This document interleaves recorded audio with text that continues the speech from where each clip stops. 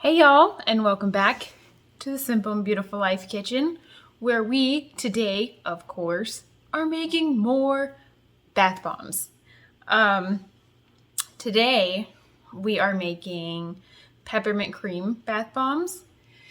It is very close to Christmas. Today is the 16th, so we have less than 10 days.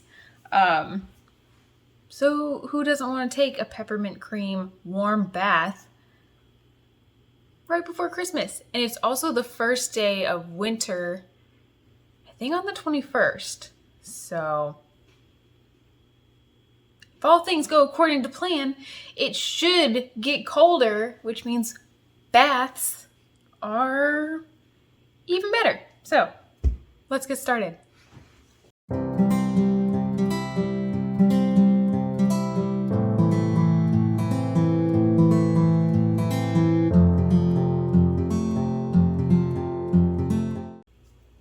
Okay, we're back, ready to go. We have our ugly Christmas sweater on because, if you didn't know, it's National Ugly Christmas Sweater Day, which is actually a very long term for a day, but you know what? I'll take it. So, we have changed, hair is up, all of the gadgets, except for this one, off. Let's get started.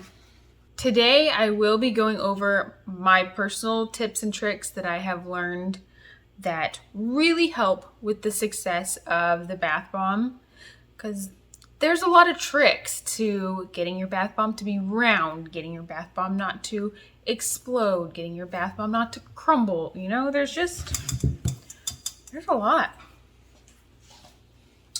So I'm going to go over what I have learned and what I do in order to reach your bath bomb success. Tip number 1. And this might be the most important tip if you live anywhere where the humidity reaches over 80%, which is everywhere basically in the South. Omit the water. Just forget about it.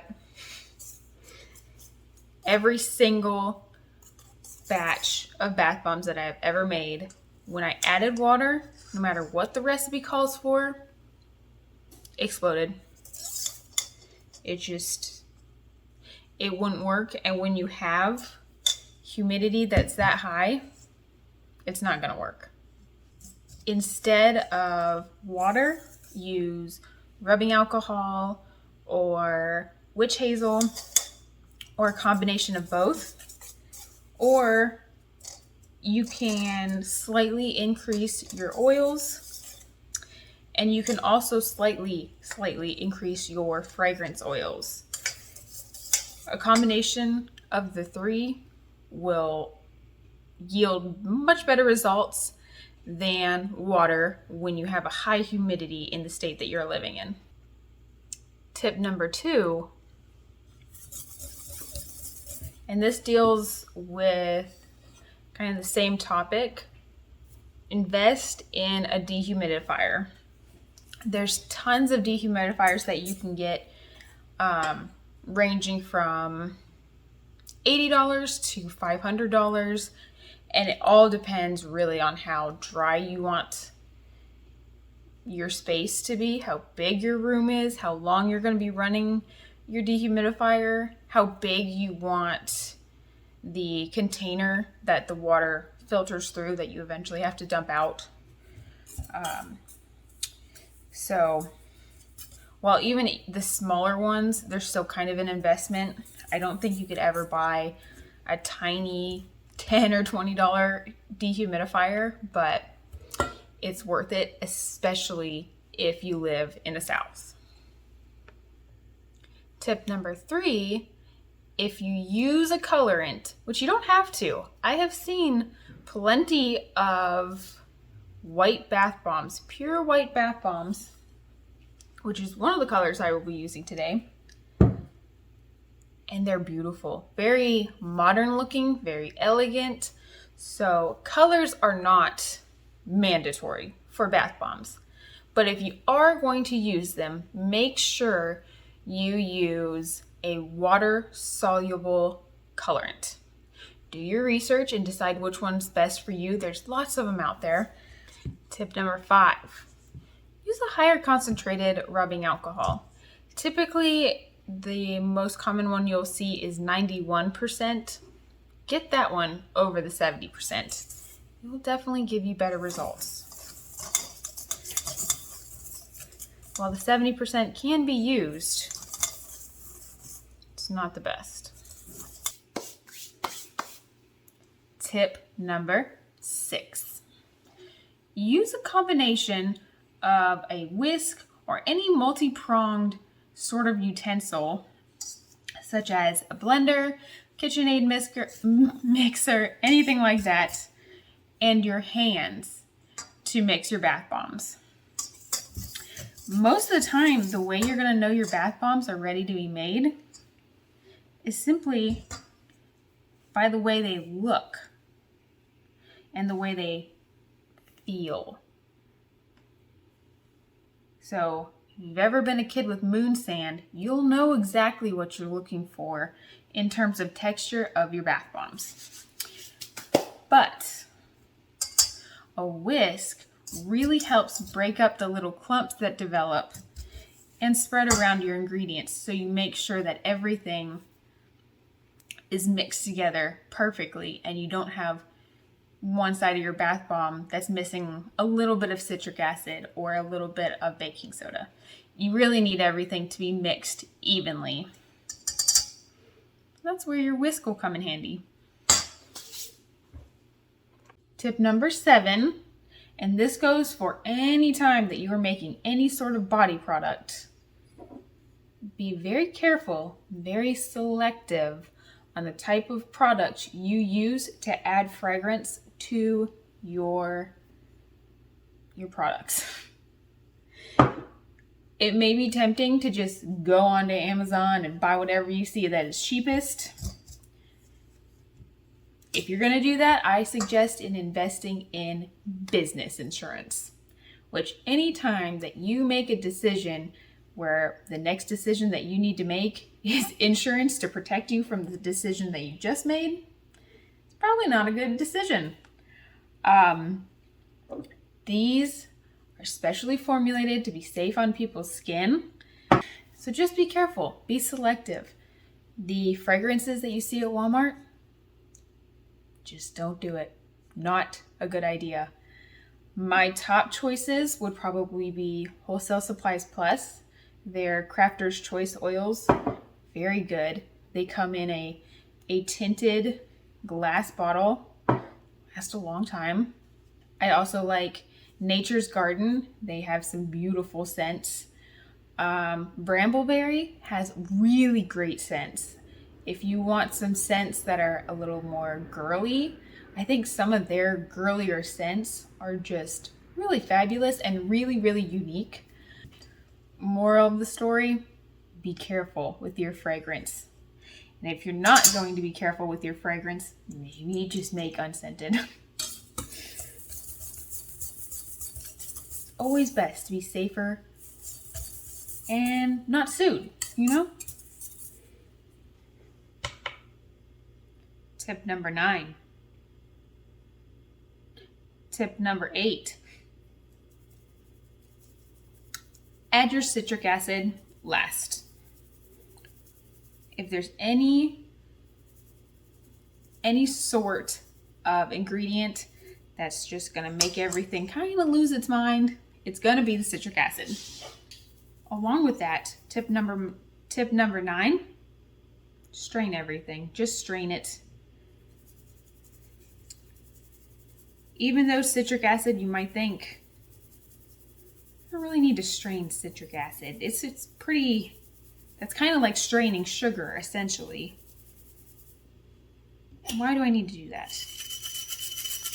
Well, if you can see, there was a chunk in my citric acid, and I might not have realized that if I didn't strain it. So So straining all of your dry ingredients, always the best practice, just to make sure everything is smooth, chunk free, and it's really an easy step. So if it helps you get a successful bath bomb, it's worth it. And those mesh strainers, they are about $10 on Amazon. If it only costs a $10 investment, and it might help your bath bombs succeed, ultimately in the end, it'll actually save you $10 or more, because you may have lessened your chance of ruining a batch. I wish this wasn't my 10th tip, but it is, primarily because it's a tip that I had to give to myself. Be patient. Tip number 10, be patient. When you're first learning how to make these things, it's very frustrating. It's very irritating because you follow the recipe to the T. You watch videos like this, you know everyone else's tips and tricks, and you do it and you do it and you do it, and it still messes up. Sometimes they'll explode. Sometimes they'll crumble. Sometimes they turn into these weird, rock hard, they don't fizz, they sink to the bottom of the tub, and it's just a disaster. And you don't even really know why it did that. You just know that it did that. And you try and you try and you try, and it keeps messing up. And a lot of times it'll mess up in different ways. So that troubleshooting drives you crazy. So be patient with it. Don't give up. Keep trying. Eventually you will get it. But you're gonna have to fail in order to succeed. Bath bombs are just one of those things where you have to fail in order to finally get it right. And that really is the key with a lot of things that you make by hand, is you gotta fail.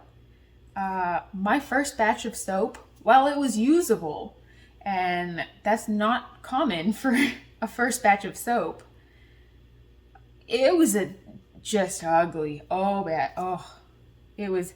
I tried to do a color and just looked really bad. And then I kept practicing, and I kept looking at YouTube videos like this. I kept reading what causes what reaction and figuring out how to make it not happen. And eventually it worked. And once you get to that point at which it works, you will be so proud of yourself because you didn't quit. You tried something that wasn't very easy. You tried something that lots of people told you on the internet wasn't very easy, and you did it anyways. And a little bit through the process, you thought that you were crazy for trying it because it's just not working. But you kept going, and you tried, and you tried, and you tried. It's gonna be frustrating. But if you quit, all of the frustration that you just put into some of your failed batches was a waste. If you keep going, eventually you'll get it. So patience, determination, not quitting. That is my 10th tip. I'm about to put these in their molds. Stay tuned for another video on my top 10 tricks to molding them, unmolding them, storing them. There's quite a bit. I hope that these top 10 tricks will help you reach success with your bath bombs. If you have any questions, just comment below. I will either respond, or maybe even if the question is common enough, I will make another video on it. I hope you have an absolutely lovely day. I hope you have all the success in the world with your bath bombs and your soap or whatever it is that you're making yourself. good on you for making it yourself, because that alone is a difficult step and takes a lot of learning. So stick to it. You'll get it eventually. And I hope you have an absolutely wonderful day. Bye. I also hope that you enjoy your National Ugly Sweater Day. I hope you find the ugliest of sweaters and wear it all day long, even if it's just a little bit itchy.